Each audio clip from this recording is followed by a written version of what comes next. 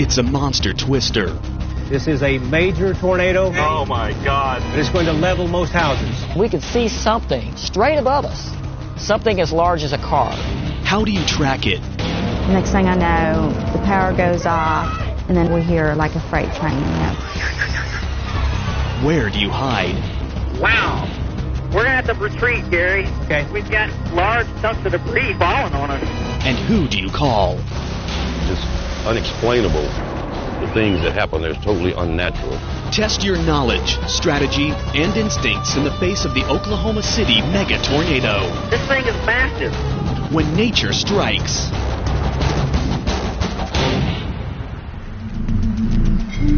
May 3rd, 1999, Oklahoma City. It's the end of the school year, a typical May morning, warm, humid, and breezy. The sky provides few clues that a storm is brewing. But it's springtime in Tornado Alley, a twister breeding ground that stretches from Texas to Nebraska. We're just an area where all the ingredients that you need for severe thunderstorms and tornado come together. By mid-afternoon, heavy storm clouds begin to gather overhead. For many, it appears to be another passing thunderstorm. But for meteorologist Gary England, it could be the first sign that something more ominous is looming on the horizon. I walked outside and looked at the sky, and it was chaotic. Conditions are pretty favorable for some explosive thunderstorm development. In fact, some of that's going on right now. Gary checks Doppler radar. So, storm in the El Reno, Yukon area moving northeast toward Piedmont. Doppler records wind speeds and identifies areas of tornado potential within thunderstorms. What he sees confirms his worst fears. Fairly dangerous. Storms are intensifying very rapidly. Suddenly, it's just like the atmosphere is almost turning over. Thunderstorms are just going up everywhere, and they're all rotating. Perfect conditions for tornadoes. During the spring and summer months, when cold air from the west clashes with warm, moist air from the east, thunderstorms are always a possibility. The most violent ones are known as supercells, intense thunderstorms that rotate. Water droplets from the moist air form a swirling funnel cloud, but it's not until that funnel touches the ground that it's classified as a tornado. You're a meteorologist. What's the best way to verify a tornado touchdown?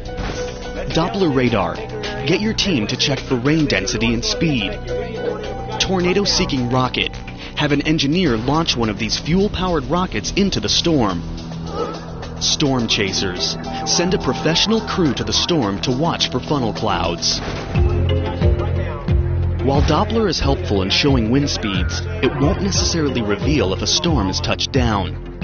A tornado-seeking rocket, although it can measure the temperature, pressure, and humidity inside a tornado, can't determine whether or not a tornado has touched down.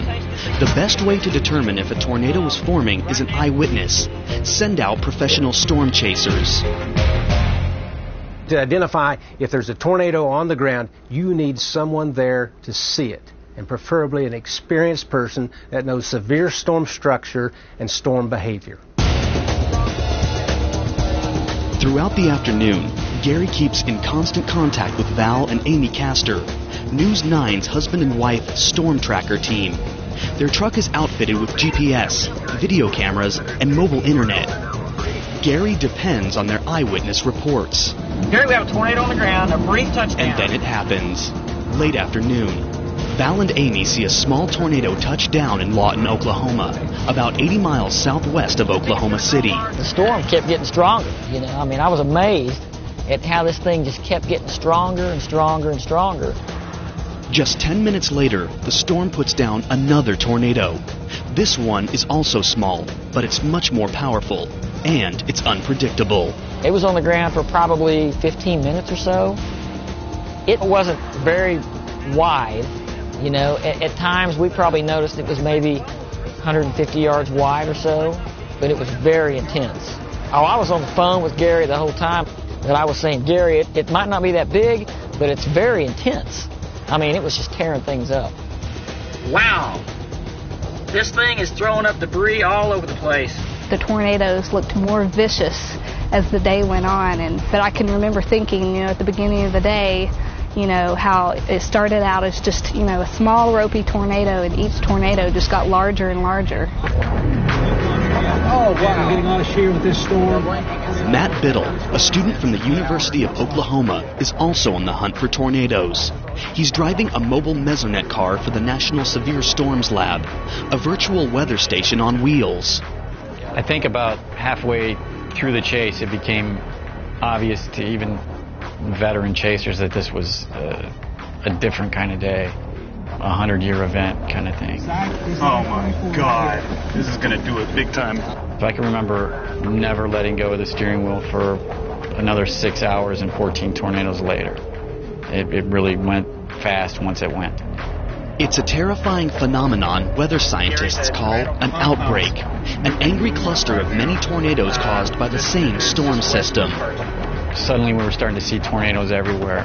During the next couple of hours, tornadoes begin their assault as they drop from the sky, each one unpredictable, and each one potentially catastrophic. The May 3rd, 99 tornado at one time was every type of tornado you can imagine. It started out as a small funnel, what we might call an F1, F2 tornado, just a funnel hanging down. At times it was a wedge, times it was a stovepipe, other times it was just a massive, massive tornado on the ground. So any type of description of a tornado that you can come up with, the F5 tornado of May 3rd, at one time or another, could have been identified as one of those, because it was. This is the kind of day its chasers get killed. It is 23:02. While Matt and his team frantically communicate with the Severe Storms Lab, Val and Amy risk their lives to get as close as possible to these twisters. Gary, this thing has a very intense circulation right at the ground level. It's not very big around, but I wouldn't want to be in the path of it. I was telling him where it was and which way it was going and what it looked like. And what I was trying to get across to him is even though it was a relatively narrow tornado, it was very strong. Strong enough to produce a deadly F5. Devised in 1971 by Dr. Ted Fujita of the University of Chicago, the F scale, for Fujita, classifies tornadoes into differing intensities based on their damage to man-made structures. It runs from 0 to 6. While an F0 produces estimated winds of 40 to 72 miles per hour, F5s can produce ruthless winds of up to 318 miles per hour. F6 tornadoes are considered inconceivable. Even though the F scale is widely used, F scale wind speeds have never been scientifically tested and proven. An F5 tornado tears up everything in its path, and believe me, I've seen it. An F5 tornado, generally speaking, if you don't have underground shelter, you're going to be injured, if not killed, when the tornado comes through. I mean, it's that deadly. And now, weather with Gary England. Okay. All right, storms continue to Back at intensify. News 9, Gary England anxiously watches Doppler. He tells Val and Amy that the already massive supercell thunderstorm is growing, and that means the next tornado that touches down could be catastrophic. When I turned and looked at it, it was huge. And I had never seen rotation in a wall cloud like that before. I mean, it started huge. You know, when it first touched down, I said, Gary, this is a large tornado. Not only is it a giant, but there's a significant satellite tornado attached to it. That equals double the deadly power. These smaller but strong twisters, also known as subvortices, hide inside many big twisters, but dust and debris usually keep them out of sight. This one is visible, and it's terrifying. In the newsroom, Gary England is listening to Val Castor with disbelief. Gary, we can see another funnel, actually. Where's it? Hey, we've got another funnel behind the first one. It's on the ground. There's two tornadoes on the ground right now. The adrenaline level goes up. This satellite tornado was the size of most normal tornadoes, and you had this monster in the middle. Two tornadoes on the ground. Subvortices can form and die within a few seconds. These small tornadoes may be short-lived, but they can wreak havoc inside the main tornado. The wind speeds can increase by over 100 miles per hour. As a result, subvortices are the main cause of most of the narrow, extreme swaths of damage that sometimes appear in tornado tracks. Oh, and that is getting bigger. The main one is getting bigger, too, much bigger.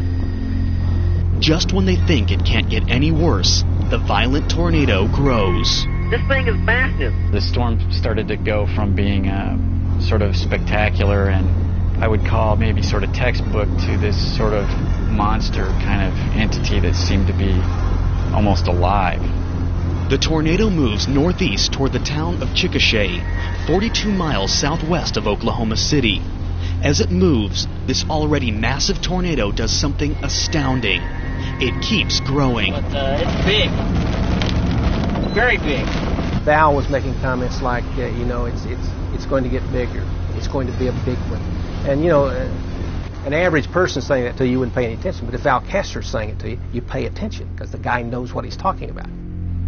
We have a very significant, possibly deadly tornado on the ground. In the field, Val and Amy Castor come face to face with the full force of this monster. There was a point there to which we got kind of too close, and we looked at each other and said, man, this is big. So close, they can hear it. The one on May 3rd was absolutely the scariest sound I've ever heard. If you can imagine a deep roar, kind of like a B-52, like the engines of a B-52, it kind of got to you. It was a deafening roar. The closer you got, the louder it got, but it was definitely something that I'll never forget. There's all kinds of debris flying through the air, all kinds of debris. Yes, look here. Look. We're going to have to retreat, Gary. Okay. We're going to have to back up. We've got large chunks of debris falling on us. We both looked up in the sky and out the windshield of the truck. We almost had to look straight up. And we could see something, a large piece of debris, straight above us. Maybe, 3/4 of a mile above us in the air. Something as large as a car. A tornado is closing in on your car. Which direction should you drive? Toward an overpass. The structure will protect you from the wind. Drive around it. It will be calm on the other side. Drive at a right angle. This will take you out of the tornado's path. Hiding under an overpass is one of the most dangerous things to do. They act as a funnel for debris. Although some renegade storm chasers try to skirt around a tornado, it's extremely dangerous. Under these extreme circumstances, drive at a right angle, out of the tornado's path. Most tornadoes move around 30 miles per hour. There's no reason why you could not safely and orderly fashion drive away from a tornado. And that would be the thing that you would want to do. When we looked up out the windshield and saw a huge car or a roof or something overhead, we just turned around and drove away from it. We probably drove a half a mile and turned around and watched it till we thought we were safe.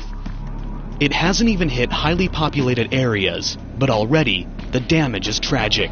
The tornado rips through farmhouses, tearing them apart. Gary, this is the stuff F4's made of. I was trying my best just to tell Gary, look, it's big and it's bad, and it's the biggest one I've ever seen. I've seen wider tornadoes, I've seen taller tornadoes, but I don't think I've ever seen a more frightening tornado. When it was near Chickasha is when I think Val really realized how bad it was going to be, and I realized how bad it was going to be. And it moved north of Chickasha and put down this huge tornado. I remember at one point Val said, Gary, it's so large I can't get it in my viewfinder. Gary's live broadcast warns the residents of Chickasha that the killer tornado might come their way. This is the most incredible thing I've seen. It's large. It's huge. 6:20 p.m. The tornado roars through Chickasha, Oklahoma. Amazingly, it spares the center of town. It appears this wind-driven twister has a bigger target in mind, the state capitol. Coming up, the monster tornado is still growing, and it's headed toward Oklahoma City. It's getting ready to move into a very densely populated area. This is a huge, deadly tornado, wedge tornado.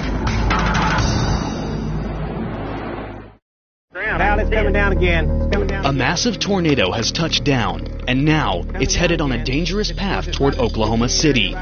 Early evening, News 9 storm trackers Val and Amy Castor risk their lives to give Gary England a critical blow-by-blow report. Gary, you there? Yes. Okay, Gary, man, this thing is still just as large as it ever was.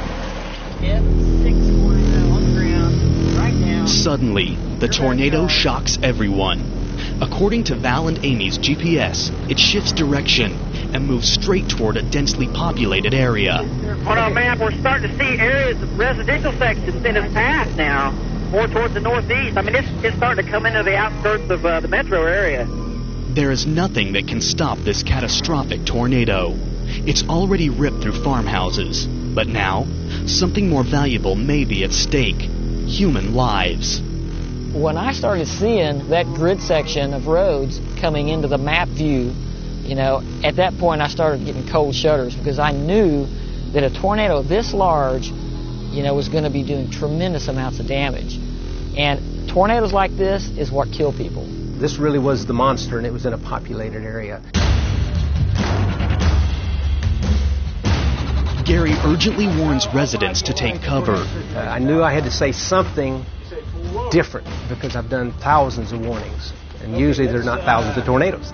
And so I for the first time ever, I said you need to be below ground level to survive. And I knew that would get their attention. This is a long track, potentially deadly tornado. It is best if you are below ground level. You know, you can find a basement in a building, a basement in a church, steel reinforced buildings. Mobile homes will not survive this. You need to be below ground. Many regular structures will not survive this. 6:45 p.m.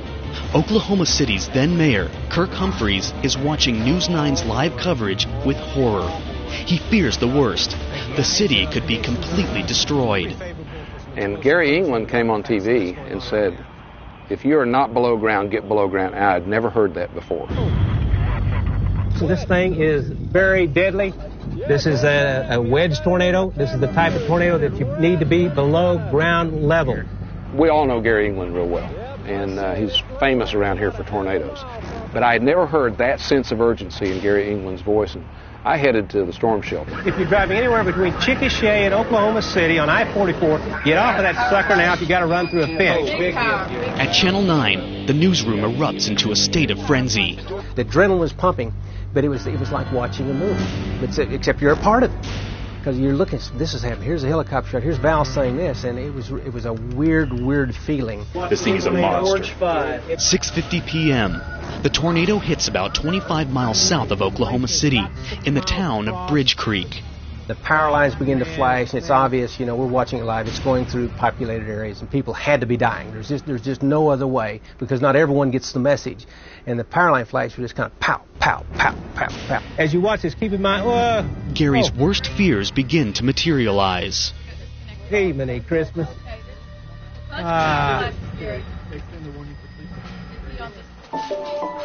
More Oklahoma, just south of Oklahoma City. It's dinner time at local residents Charlotte and John Holleran's house. They have no idea that one of the worst tornadoes to hit the area is less than 20 miles away. I was in the kitchen making sloppy joes, and I do remember Gary England coming on, and I remember the seriousness in his voice. What began as an average night quickly turns into a series of life-and-death decisions. Their first move, immediately alert the neighbors. I convinced my neighbors. I said, guys, we need to get out of here. And it was basically a caravan of 4 families. We loaded up kids, the hamsters, the dogs, and we got in the car and left our addition. There's lots of debris in the air. As the tornado moves into the Oklahoma City metro area, it's critical for Gary to reach as many people as possible. But suddenly, his broadcast is interrupted.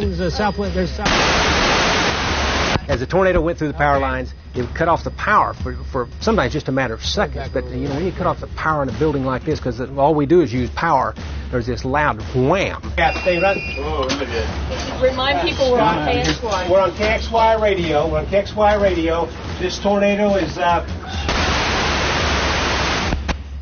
and we'd go off the air, and you know, it was almost like a shot in the face every time it happened. Everybody just went like this, and then we'd get back on the air, and then the tornado would go through another one of those major trunk lines, and it'd just be bam. 7:15 p.m. The tornado violently churns through the Oklahoma City suburb of Moore. It tears up house after house. Charlotte and John Holleran are watching the news coverage on a portable TV in their car. What they see is heart-wrenching. They were following the path of destruction, and I just went, there's my addition. And I think that was a defining moment, the fact that you're looking at cul-de-sac after cul-de-sac that's gone. This is absolutely incredible. Okay, this is a damaged path across parts, I don't know what it's more. 3 miles from the Hollerans' house, on the border of Moore and Oklahoma City, an awards ceremony is in progress at Westmore High. Approximately 600 students and family members are inside the school. It's too dangerous to evacuate. They need to find the safest place to hide. Then teacher Roy Smith is there with his family. As men are known to do, especially in Oklahoma, we were standing outside watching the tornado. We stayed out there watching until not the row of houses immediately south of the high school, but the next block over, we saw them start to explode and could see debris going up in the air from those, and of course the tornado was here. And so we ran in the building and took shelter.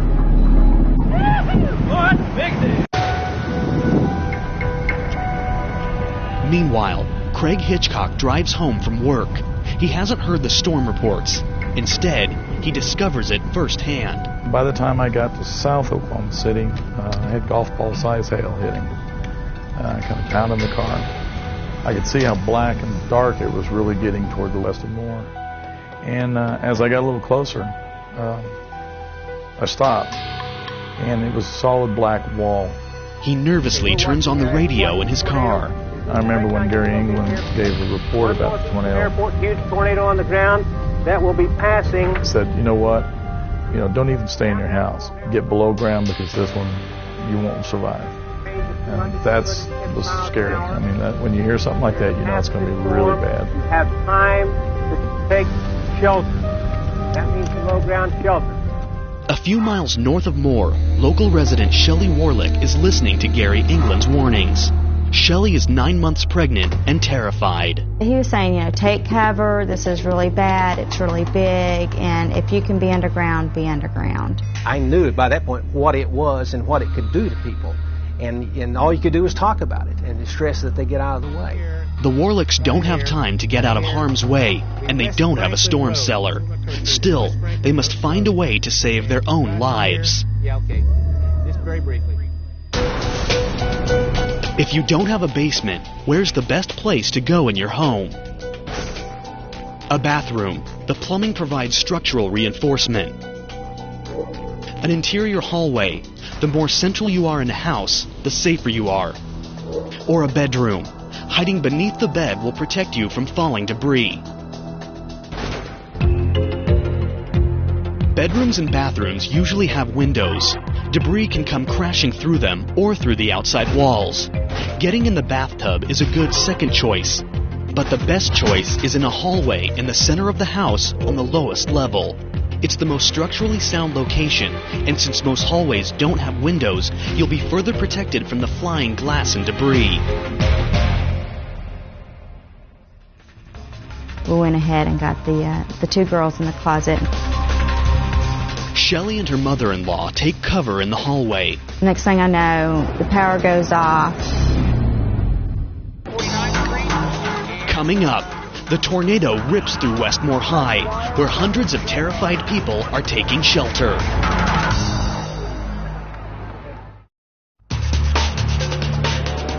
Oh boy. Oh boy. This is not good. May 3rd, 1999. An F5 tornado is minutes from the southwestern edge of Oklahoma City. At Westmore High, roughly 600 people are attending an awards ceremony. Teacher Roy Smith is about to experience the force of an F5. 7:20 p.m. The tornado hits Westmore High with a vengeance. Roy and his family huddle in an office. Debris smashes against the building. If you stuck your head in a popcorn popper, if you could imagine what that would sound like, how violent, how fast, how loud that would sound, because there was just debris hitting the side of the building just at amazing rates of speed, and the amount of debris. Within minutes, the tornado chews through the school. It leaves massive piles of debris in its wake. The light fixture fell down out of the ceiling, was just hanging by the electrical wires. This is the area where the ceiling peeled off over our heads, and as the tornado passed through, you could just look up and see the sky. It's huge. That's been about a quarter of a mile right now. Yeah, we need to move. The twister is unstoppable. And it looks like it's a huge cloud on the ground. It's just a giant tornado. To save lives, Gary needs to know where it's headed next. What's the best way to track the path of a tornado? With a helicopter, it'll give an eyewitness aerial view. Using radar, it'll show the debris cloud. By satellite, it'll reveal the supercell thunderstorm formation. While satellite imagery will reveal the formation of a supercell, it won't show an actual tornado.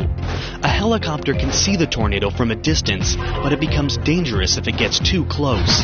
The best way to track a tornado is Doppler, because the debris cloud, the rubble swirling around the tornado, will show up on radar. On May 3rd, the debris cloud was so huge it showed up on radar, and essentially you could track it quite well. It's very broad, and this is not the exact speed, but right now it's moving Del City, Tinker, Moore, huge tornado, deadly tornado, back to Ranger 9. Doppler shows that the giant twister is now headed toward the Oklahoma suburb of Del City. Pregnant Shelley Warlick and her family have no way of knowing whether they'll all survive. Next thing you hear these like big things hitting the house and the wood splintering and just everything just coming down and swirling around you. By 8 p.m., the tornado passes through the Oklahoma City metro area, leaving a trail of death and destruction. As the sun goes down, other twisters wreak havoc in the dark. God. Man, we've got debris everywhere. Man. Everything leveled out here. Tornado that 10 west-southwest of Shawnee. Those storms went on well into the nighttime hours, even after midnight. I mean, so we probably didn't get through chasing that night until 1 or 2 o'clock in the morning. It was a very emotional roller coaster ride. Tornadoes often die off when cool air on the storm's backside wraps around and cuts off the warm, humid air flowing in. At News 9, Gary England sees footage of the damage path. It's catastrophic. As you folks watch this thing now, as you watch this, keep in mind, Residents frantically search for their loved ones.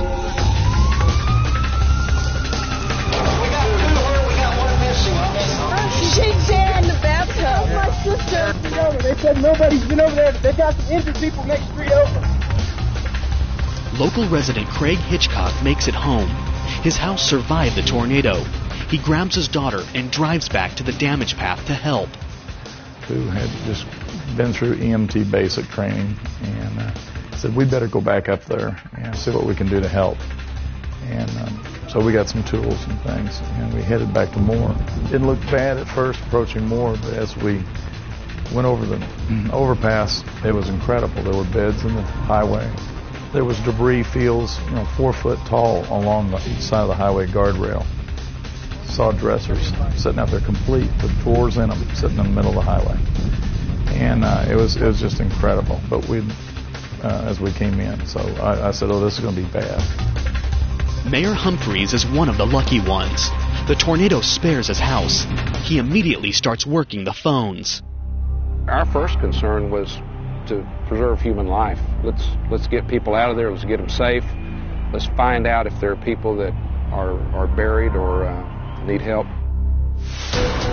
As the mayor, who's the first person you should call to get the rescue operation underway? The fire captain. He's in charge of rescue missions. The police chief. He will maintain order. The city manager. He can coordinate the operation. The police and fire departments play an important role in rescue operations, but most cities count on, first and foremost, a central point person, a city manager, to coordinate and prioritize all operations. In our system, the police chief and the fire chief and the public works director all work for the city manager, and the city manager reports to the mayor and council. So my first contact with the city manager. The city manager dispatches the fire department to the scene, but there's so much debris on the roads they can't drive into the neighborhoods to begin their search. But we weren't prepared for all the debris. Most of the fire trucks were on flats because of all the debris, the nails and the lumber in the streets, and for the most part they didn't make it to the scene.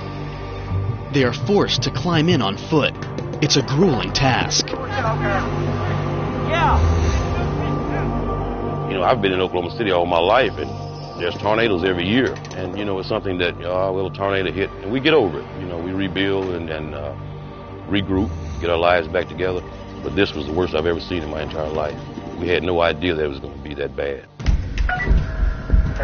Then dispatcher Brian Staniland is in charge of the Oklahoma City Fire Department's Emergency Response Center.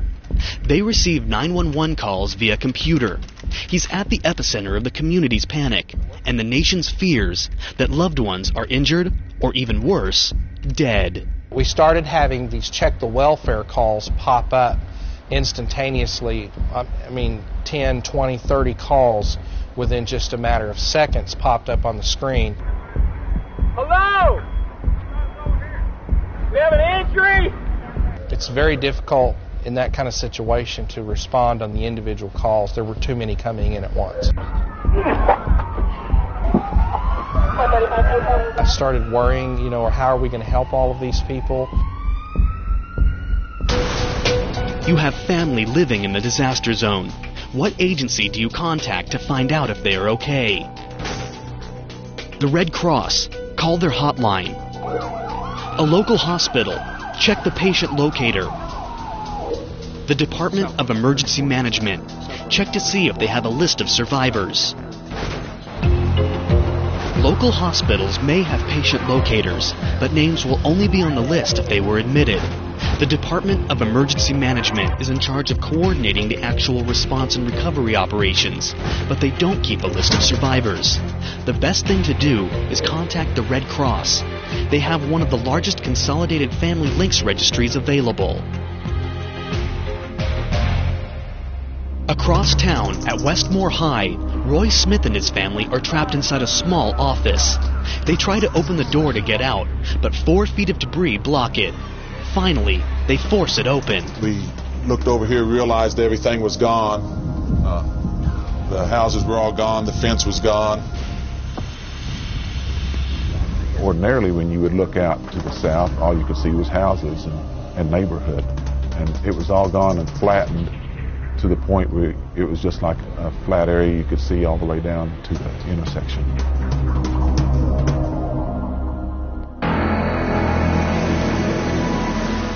The high school quickly becomes a top priority. A 911 call comes in that the school is on fire. Battalion Chief Ahmed Rashidi is quickly dispatched to the scene. When I got there was so much dust and debris in the air, it almost looked as if it was on fire. The roof was just ripped off of it, and there was just so much dirt and grass and debris. It had a glow to it in the background, and it appears as if it was on fire. Stunned survivors flee the building by the hundreds. It's a surreal scene Gary England will never forget. When the people filed out of there, it kind of looked like a war zone. They were walking across this field, a long line of several hundred people, some missing their shoes, but they were all dressed up.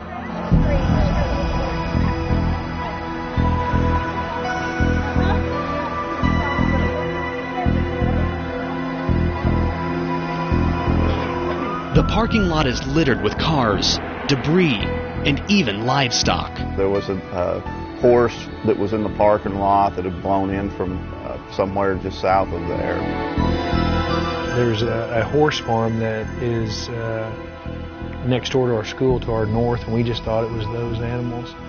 We later found out that they actually had come from a farm that was a mile to our west and about a mile and a half south. So those animals were carried probably in a direct path over a mile.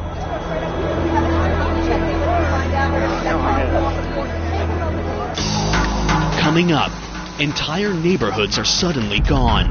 Yet where are the residents?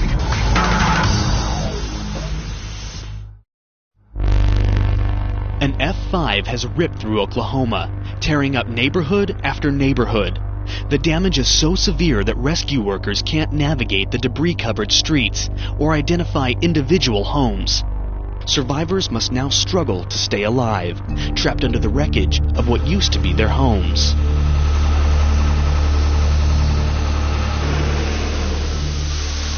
We actually had maps, and we had to go through there and walk door to door, or what used to be doors.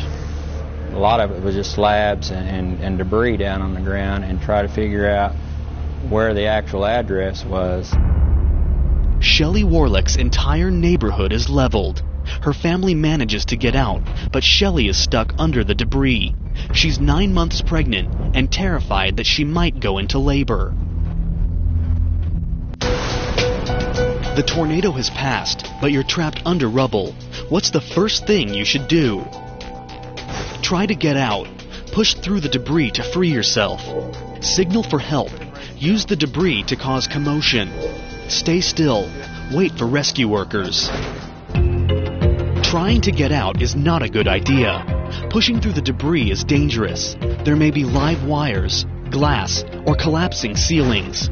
Using the debris to signal for help is just as dangerous. The best thing to do is stay still, yell if you hear activity, and wait for the rescue workers to find you. From a professional standpoint, my advice would be the best thing to do would be to leave things alone as much as you can. The problem with moving stuff around is you're liable to cause further injury. I didn't try to move because I know I was 9 months pregnant, and I didn't want, me to try to strain myself. Shelley's frantic husband locates her and pulls her out. Once she's free, they climb through acres of debris to get out of their neighborhood, then spend the night in another town at her mother's house, which was unharmed by the twister. On the other side of town, Craig Hitchcock and his daughter make their way to a local command center and start searching for wounded victims. Started crawling through houses, and as I looked around and we hollered for people and stuff, there was paper just spinning like little tornadoes all around the room, and you could feel your hair lift and stuff. It was the atmospheric condition was just all messed up. It would be 80 degrees in one spot, and just 4 feet away it would be like 70, 71. So there's a lot of hot and cold. The conditions were just weird. Anyone back here? Back in the Westmore area, Chief Rashidi and his team searched the ruins for survivors. Cars were overturned, some were blown out in the fields. I saw a school bus there. The seats were ripped out of it. I mean, it's just unexplainable. The things that happen there is totally unnatural. I mean, it's confusing and bewildering. He discovers a desperate man pinned beneath one of the mangled cars. You're a rescue worker. What's the best tool to remove a victim who's trapped under a car? Bulldozer. The shovel has the strength to lift it. Airbag. A rescue airbag can be slid beneath it and carefully inflated. Rope. They are fast, flexible, and strong. A bulldozer is good for pushing debris, but it's too rough for this delicate task. Using a rope to pull the car up is risky. If the ropes slip, the car could come crashing down. The safest method is to use airbags. By sliding them underneath and inflating them using the fire truck's breathing apparatus, they can lift up to 20 tons. The airbags are going to lift from the bottom. They're going to give you a good clearance, and then as you're lifting with the airbag, you can shove pieces of wood under there to hold it up. I removed the guy from underneath an automobile with the bag, with the airbag. The high school has been evacuated. But across the street, another disaster looms. It's an apartment complex that has been completely leveled. It looked like more like an explosion. There was just a pile of debris where a fairly large apartment complex used to be. It was basically like being in an explosion. The shrapnel was actually what was causing the injuries. It was very horrifying. One image really stuck in my mind, and that's the lady that had the 2x4 lodged through her neck, and she's being wheeled to the hospital, and at that point you just think, how could anybody survive this? And the one thing that most people don't like to discuss, and that is the removal of bodies, you know, the extrication and the storage of bodies. What I had my crews to do was go in the apartments and cut carpet, you know, and then cover the bodies or wrap the bodies up and put them on the side of the cheese car so that the other people couldn't witness, you know, the damage and the destruction. That's probably the worst thing I've seen down there. We can build another building, but you can't replace a human life.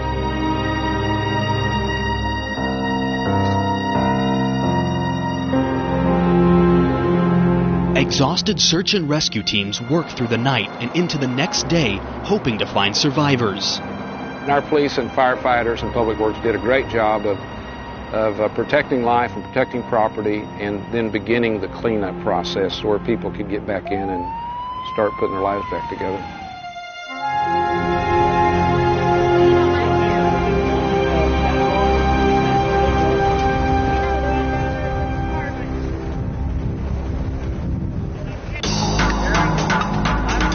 Coming up, a shocking discovery. Could this tornado's power actually rival a nuclear blast?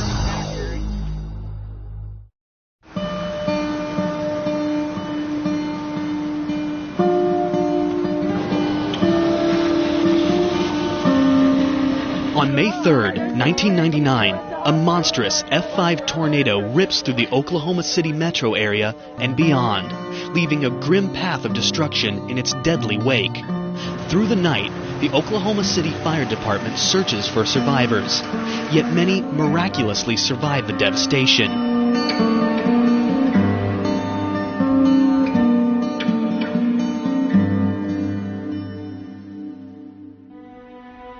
9-month pregnant Shelley Warlick escaped from her collapsed house. She and her family spent the night at her mother's house. Now, on May 4th, she goes back to her property to search for what's left of her old life. All that's left is a pile of debris. Shelley's only able to salvage a few photos, but then, suddenly, the stress of the search forces her into labor. Around 5, my water broke. I think I was still in shock, probably thinking, oh my gosh, we did lose everything, and but I think that when me going into labor kind of took that off my shoulders. At 7 p.m., Shelley gives birth to a healthy baby boy. It was really weird because I know, I did lose everything, but I still had my family. A few weeks later, the students at Westmore High are able to finish out the school year at a local community college. The seniors celebrate graduation day. I think for those seniors, it was extremely important that we did have closure on the year and have a graduation ceremony, and so we were able to do that. That used to be a row of houses. People had just moved in or possibly hadn't even moved in yet. Residents begin to organize their shattered lives and move on. You can see they're already bulldozing. In any one neighborhood, you're looking at damage that is among the worst you've ever seen, and it goes on and on and on. And that, coupled with seeing aerial photos and even satellite images that show the damage path, is when you really start to understand the scale of the disaster. There's just streets and streets and streets that look like this. Approximately 675 people were injured, with nearly 45 deaths.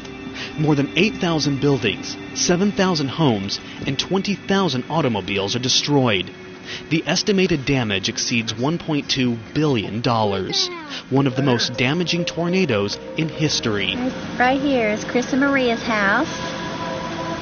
You can see not much left. I've seen lots of tornado damage, but I don't think I've ever seen anything this bad. Matter of fact, I know I haven't seen anything this bad. Like they were able to maybe retrieve some things out of drawers. And there were many homes, hundreds of homes that had to be scraped. And, one of the big roles of the city was helping those folks understand what relief was available to them through FEMA, helping coordinate things with the Corps of Engineers. Here we are at our house. But rebuilding means considering how they'll survive the next massive tornado. What's the most practical safety feature to add to your home? Anchor bolts. They'll hold the framework to the foundation. Concrete. Reinforced walls will stand up against strong winds. Storm cellar. Underground is the safest place to be. Anchor bolts will help hold a home together, but the roof can still blow off, causing the walls to collapse. Reinforcing a home with concrete will add extra support, but it's extremely expensive. Building a storm cellar into the foundation is the safest and most practical option. It's inexpensive, effective, and easily accessible. One of the things that we knew we would have in our next home is a storm cellar that we could go into and not have to leave the house. So this is simply a 4x8 metal, steel constructed cellar that you can walk in, and we've actually had to use it probably about 3 or 4 times since we've been here. On May 3rd, the Severe Storms Lab launched several Doppler on Wheels units. When the data came back, scientists learned that the Oklahoma City tornado swept through at speeds of up to 318 miles an hour. Equal in force to a shock front nuclear explosion, it was the greatest tornado force ever measured. I mean, it was incredible. Trees were debarked, grass was stripped out of the ground. There were some places where there was just bare dirt. It was as if somebody had just scarred the land, just taken a large chunk out of the land.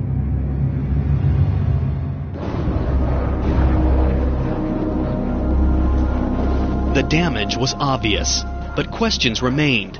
Why were some houses leveled while others next door were untouched?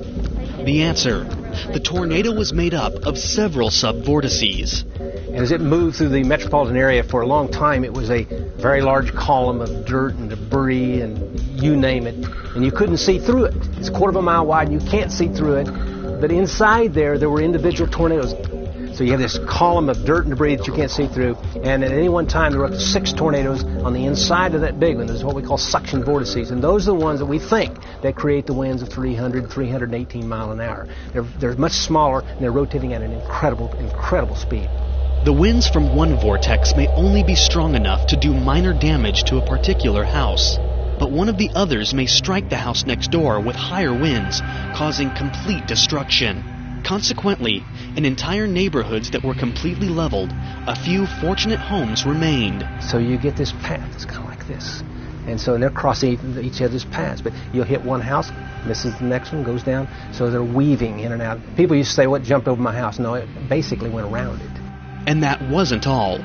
Data showed that the May 3rd outbreak spawned over 58 tornadoes within 8 storm systems. Normally in an entire year we have about 52, 53 tornadoes, so we had the entire load in one afternoon, one evening. The size of the storms, the length of the tracks, the number of tornadoes was epic in many, many ways. Now you folks in Pocasset, Tuttle, Amber, Mustang have time to move to a place of safety. In another time, the death toll would have been catastrophic, but due to dedicated meteorologists like Gary England, fearless storm trackers, and courageous search and rescue teams, thousands of lives were saved. Meteorologists, weather guys on television take a lot of abuse. You know, we're the target of a lot of abuse.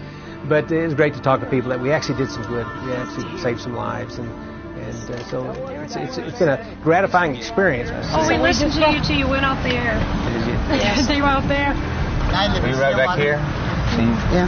You're pretty fortunate then, looks like. We were all so fortunate. Not one person got killed. Not one. When I hear stuff like that, it makes it worth it.